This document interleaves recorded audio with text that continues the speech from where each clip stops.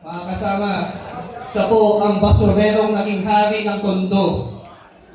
Ang pinakamalupit, ang pinakaastig, ang pinakasakalam. Ang bukod tanging rakistang naging alkalde ng Maynila. Ang nais ko, ang nais nating lahat. Kilala niyo ba to? Ito na po siya, ang walang matumbas at ang magpapalik. Mayor Isko Moreno Domagoso.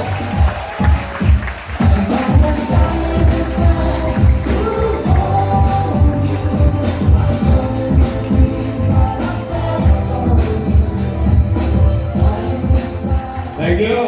Maupo po kayo. Maraming salamat sa ating tagapagpakilala. May future na tayong pwedeng magaling na lingkod bayan dito sa Tercera Distrito. Chairman C, palakpakan natin.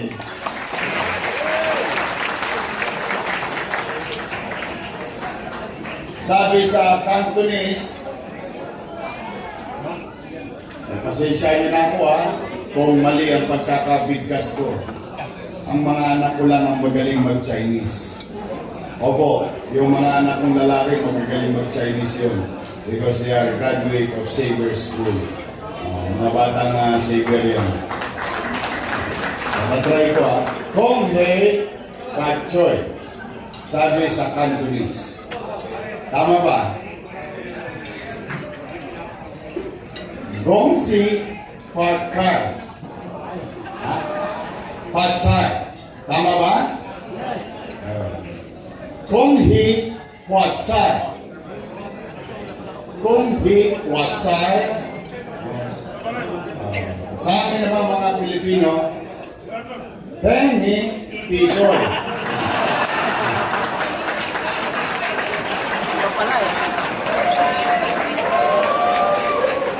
Hi! Hello! Ano, napagod ba kayo maglakad? For the first time, hindi kayo nakakita ng motorcade. Nagtalaba tayo, naglakad tayo. Because we wanted to make our community feel that we are celebrating with them. Not only for other reason, but of course, being with them. Sa kalsada, sa tindahan, sa bahay at tahanan ng bawat Filipino-Chinese community na nagse-celebrate dito sa downtown, dito sa Chinatown. Kaya sa inyong lahat na mga nagpunta rito, maraming salamat sa bawat isa sa inyo. Palakpakan natin ang ating mga organizer. And I would like to give special mention to our guests, our visitors. Particular na sa ating mga Chamber of Commerce, ang aking 30 years ng kaibigan. Opo, maaaring magtataka kayo, bata ako, matanda siya. Pero matagal na kami magkakilala noong panahon pa ng That's Entertainment. Maalala niyo si Kuya Germs, laging may binibigay na birds tree. Meron din siyang binibigay na toothpaste. Happy toothpaste. Dr. Cecilio Pedro, palakpakan natin. Ang ating kaibigan Samuel Uy ng Chamber of Business Club, Chinese Business Club. Sa ating grupo siyang kay Chef, Dr. Judy Licia, President ng Isria, Paigo Basketball Team Boyka, at sa mga iba pang mga Filipino-Chinese group and association na naparito. Sa mga chairman, barangay officials ng 3rd District at District 1, may dumayo mga taga-District 1 dito. Shoutout naman sa mga barangay chairman, kagawad ng District 1. Maraming salamat sa pakikiisa ninyo dito sa ating celebration. To our friends who greeted us, and on behalf of my friend who is in Singapore right now, and hopefully may awa ang Diyos ay siya'y gumaling sa lalong madaling panahon, ang ating kaibigang si Willie Ong. Sa ating kaibigan, naipit lang siya, pero pinakabati niya pagbati rin sa atin ng ating Senador Bong Go sa ating lahat. Kay Kuya Ipe, Philip Salvador, mas maganda yata Philip Senador. Yeah? Kaysa Philip Salvador. Philip Senador. Ang ating kaibigan, ang kuya namin sa industriya, at nakasama ko rin siya nung nag-uumpisa pa lamang ako sa Pamilya Valderrama na isang pelikula produced by Seiko Films noong araw. Sa ating Secretary Benhard Abalos, sa ating kaibigan, alam po ninyo, tama po yung sinabi niya. Kung gusto natin maramdaman ang kagaangan ng buhay, kuryente ang solusyon. Nasa kuryente ang lahat ng dahilan ng pagtaas ng mga bagay-bagay. Kaya aking kaibigan Dante Marcoleta. At ang kasama rin natin sa aksyon na si Wilbert Lim. Palakpakan natin. Nandito ang aking mga partner. Nandito ang aking Vice Mayor, Chi Atienza, Apple Nieto, at ang ating mga Yormes Choice, mga Batang Maynila. Mga Batang Maynila.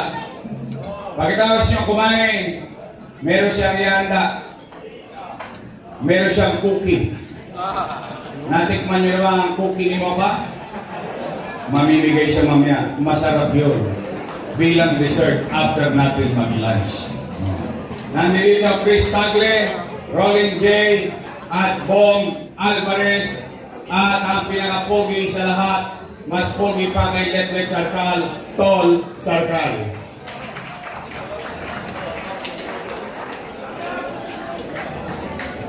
At siyempre, kung ako'y may partner sa Vice Mayor, as Vice Mayor, no? Ako naman may tunay na partner. Gusto ko lang ipakilala sa inyo ang aking ex-girlfriend.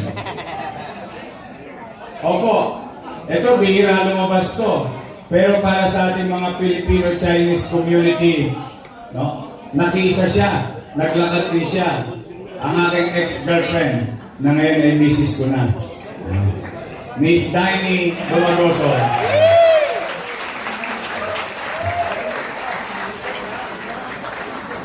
Today we are celebrating New Year for our Filipino-Chinese. Naririnig niyo ba sa likod? Pwede makisuyo para makita ko naman sila. Yan. Beta lang kayo sa Gedli. Pagbilang.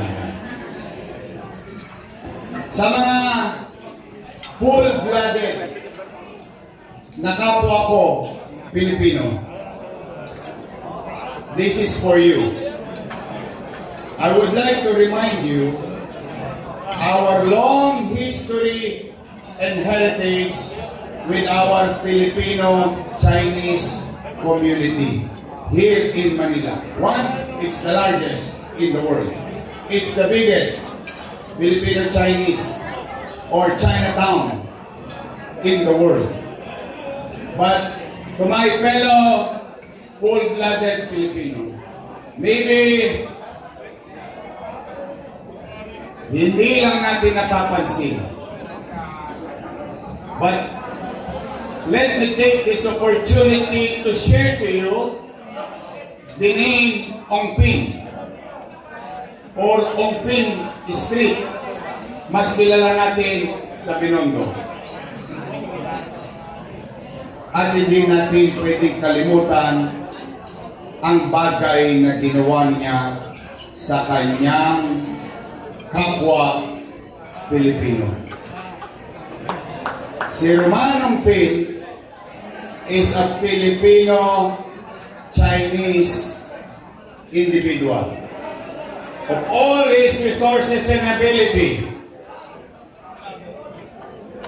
tumulong siya para makamit natin ang masayang araw na ito na sama-sama tayo nagse-celebrate.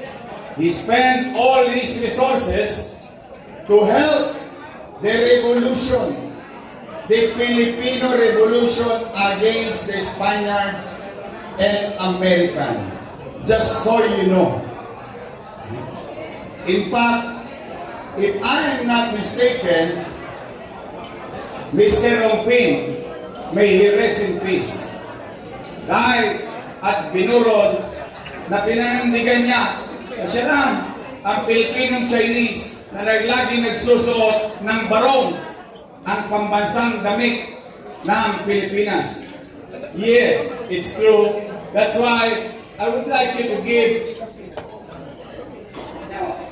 para bang pagkilala sa ating mga kasama na mamamayan sa lungsod ng Maynila. And I'm telling you this so that later on, the next generation, the next youth, or mga susunod na kabataan, that the prejudice that we were taught when we were young on how we call them in our community ay mawala. Sapagkat tayo, katulad na sinabi ni Samuel kanina, while it is true that he has blood in his vein called Chinese blood, but in his heart and all other Filipino-Chinese living in the city of Manila, here in Chinatown, ang puso nila ay pusong Pilipino. So, now, Year of the Snake. Ang sabi daw, ang ahas ay pusang nagbabalat para may bago siyang magandang aura. Now, I think about 103 days from now, may awa ang Diyos sa tulong nyo. And let this word cross the streets of Ongpin, Salazar, and so on and so forth in the entire city of Manila. To our fellow Filipino-Chinese, pumanatag kayo, may awa ang Diyos sa tulong nyo. Someday, muli nating lilinisin, babalatan tulad ng isang ahas ang lungsod ng Maynila upang makita uli ang kanyang ganda at kinang. I guarantee you, in my own little way, what you have experienced with regard to cleanliness, orderliness, at kapanatagan ng pamumuhay sa lungsod ng Maynila na naranasan ninyo noong panahon ko ay muli kong ibabalik sa bawat kalsada, iskinita, kaleon at boulevard ng ating lungsod. So muli, huwag kayong mawawalan ng pag-asa. Tama ang sinabi ni Chairman C. kanina. Together, I for one cannot do it alone. But together, we as Manilans, we can make Manila great again.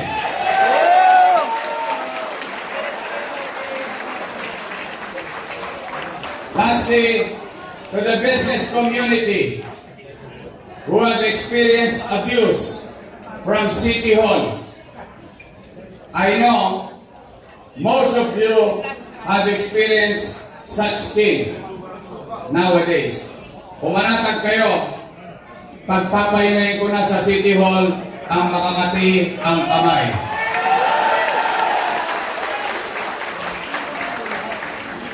And let be that my message to the entire Chinatown celebrating our Chinese New Year.